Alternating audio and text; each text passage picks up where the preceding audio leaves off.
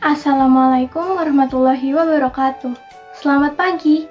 Kami dari kelompok 1 akan mempresentasikan materi kami mengenai abad pencerahan atau Aufklärung. Nama saya Devina Valeri akan menjelaskan tentang lahirnya abad pencerahan.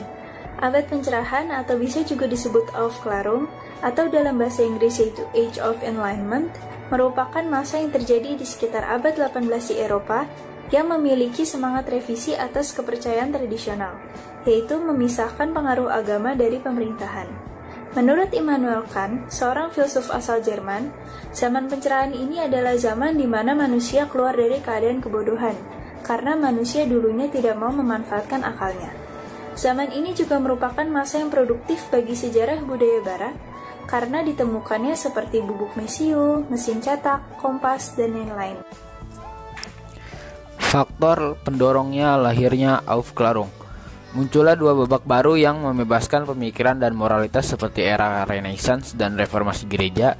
Berkembang pesatnya ilmu pengetahuan dengan munculnya metode ilmiah yang kemudian berpengaruh pada aspek ilmu alam, keagamaan, budaya, sosial, serta politik di Eropa.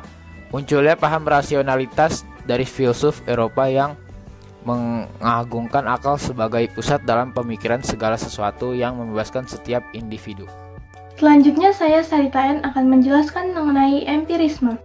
Aufklärung memiliki slogan yaitu Sapere Aude, yang berarti beranilah berpikir sendiri. Aufklärung memiliki dua aliran utama, yaitu empirisme dan rasionalisme.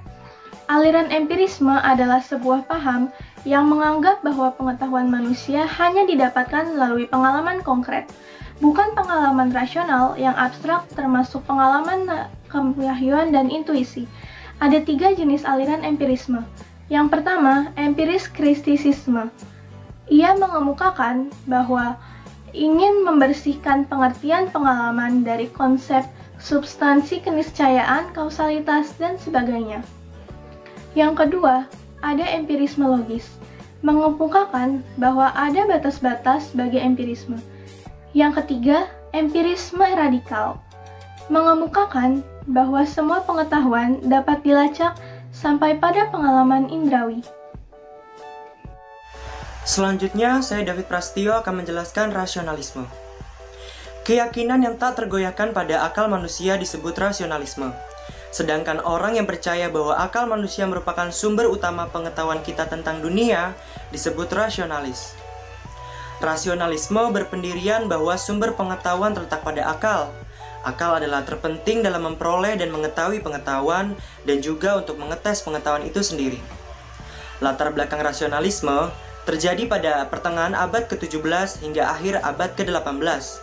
Pada zaman ini, hal yang khas bagi ilmu pengetahuan adalah penggunaan yang eksklusif pada akal budi atau rasio untuk menemukan suatu kebenaran.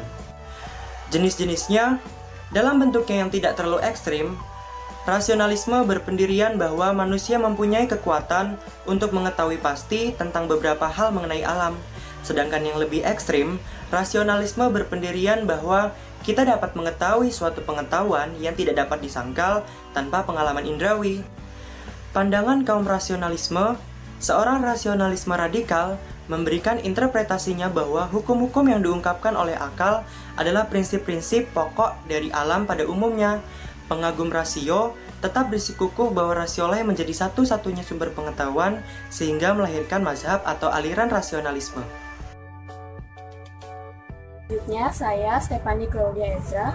Saya akan menjelaskan tentang tokoh-tokoh yang berpengaruh pada masa pencerahan atau masa Aufklärung. Yang pertama ada Francis Bacon. Dia adalah seorang filsuf yang berasal dari Inggris. Beliau lahir pada tanggal 22 Januari 1561 dan wafat pada tanggal 9 April 1626. Dia adalah seorang filsuf, negarawan, dan penulis yang berasal dari Inggris. Ia dikenal sebagai pencetus pemikiran empirisme dan juga yang mendasari pada metodologi sains hingga saat ini. Pendapat bahwa manusia harus bertindak sendiri dengan kekuatan ilmu pengetahuan dan tidak bergantung kepada Tuhan. Tulisan dan pemikirannya mempengaruhi metodologi sains yang menitikberatkan pada eksperimen yang juga dikenal sebagai metode Bacon. 2. Ada John Locke. John Locke lahir pada tanggal 29 Agustus 1632 dan wafat pada tanggal 28 Oktober 1704. Ia dijuluki sebagai Father of Liberalism atau Bapak Liberalisme. Ia adalah seorang filsuf dari Inggris yang menjadi salah satu tokoh utama dari pendekatan empirisme. Bersama dengan salah satu rekannya Isaac Newton, Locke dipandang sebagai salah satu figur terpenting di era pencerahan. Locke juga menekankan pentingnya eksperimen-eksperimen di dalam mengembangkan ilmu pengetahuan. Tulisan-tulisan Locke tidak hanya berhubungan dengan filsafat, tetapi juga berhubungan dengan pendidikan, ekonomi, teologi, dan medis. Karya-karyanya yang terpenting adalah esai tentang pemahaman manusia, atau juga yang biasa disebut Essay Concerning Human Understanding. Dan selanjutnya juga ada tulisan tentang toleransi, atau Letters of Tolerance.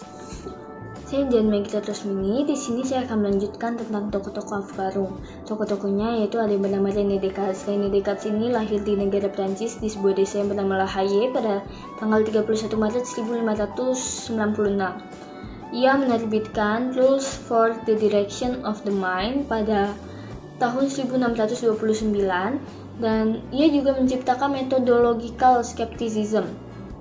Ia memiliki slogan yang terkenal yaitu Cogito ergo sum, atau yang artinya aku berpikir maka aku ada. Lalu tokoh selanjutnya yaitu Baruch Spinoza. Baruch Spinoza ini lahir pada tahun 1632 di Amsterdam. Ia memiliki pemikiran yang mendalam tentang hubungan manusia dengan Tuhan. Pemikirannya ini dipengaruhi oleh pemikiran Descartes. Spinoza melihat bahwa Descartes tidak memiliki sebuah komitmen yang akurat untuk mendefinisikan substansi itu sendiri. Perkenalkan, nama saya Daniel Alexander Sunaga.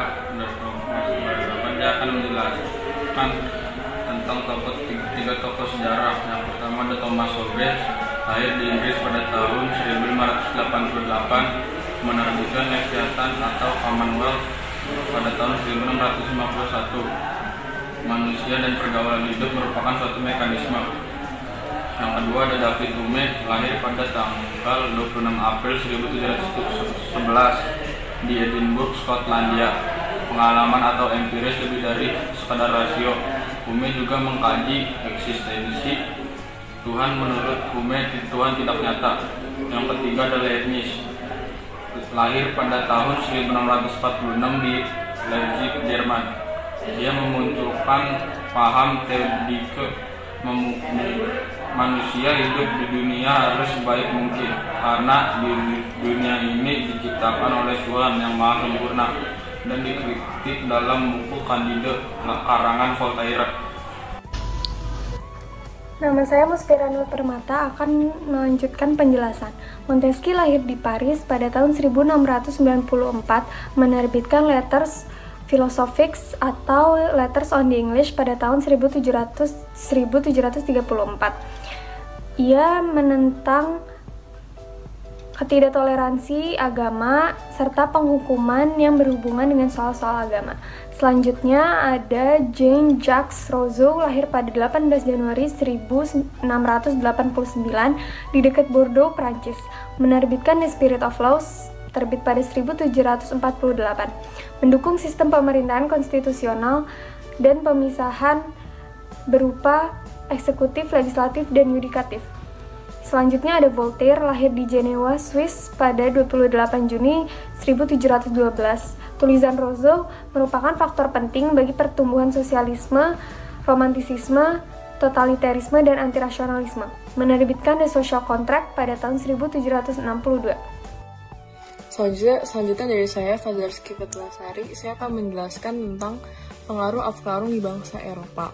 Pertama, di bidang sosial, mereka sudah lagi tidak kedoktrin agama, dan mereka mulai berani berinovasi baru dan memunculkan penampilan baru. Dari situ ada yang muncul paham baru, yaitu liberalisme dan nasionalisme.